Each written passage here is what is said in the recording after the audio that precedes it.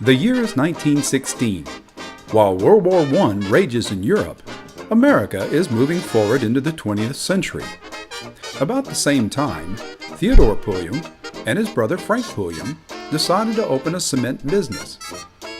Well, back in the early 1900s, there was no such thing as swimming pool builders.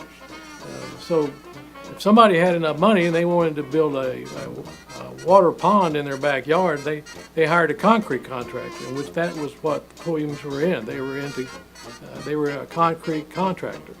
So if somebody had enough money, they built concrete ponds out of concrete. Now, since Theo had built many waterproof cattle dipping vats, he was asked to build the first swimming pool in Coryell County. During this time, his business card simply read, "My motto, good work at reasonable prices."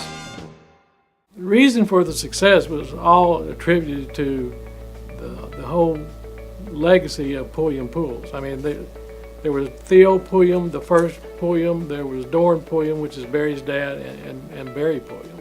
And the reason why we sold so many pools is because of the name recognition between those three men.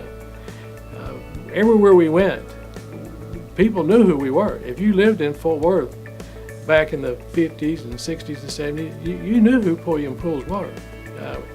It wasn't that hard to sell a pool because everybody knew us. When we got there, they already knew us. The Pulliam family would revolutionize the state's pool industry, taking it from the days of wooden test kits to the first use of sprayed concrete and into the 21st century. Back when Barry hired me in 1992, I was very excited to come on board and work with a company that has such a legacy to it. And when I started on here and saw the things that were happening and what could be the possible future for Pulliam, I couldn't wait to jump in and dive in and start. Through innovative advertising and marketing, Pulliam Pools went from a simple storefront to the nation's 24th largest pool builder and a pool and spa news top builder. In fact, Pulliam Pools is listed as America's oldest pool builder. In 2009, new President Deborah Smith and Vice President Mike Clark purchased the company from Barry Pulliam.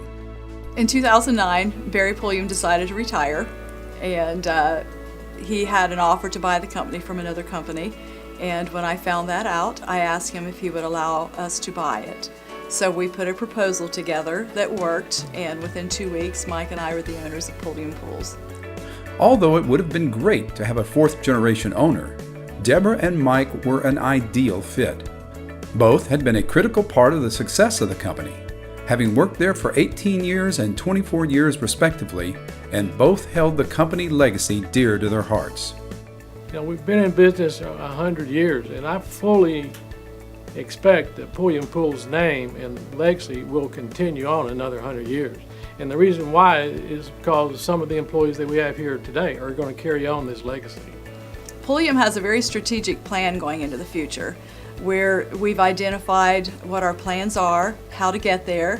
We've identified employees who can help us get there, and we're mentoring and making sure that that transition happens in a smooth basis, because we want to make sure everyone's employment continues and we want to make sure the company succeeds.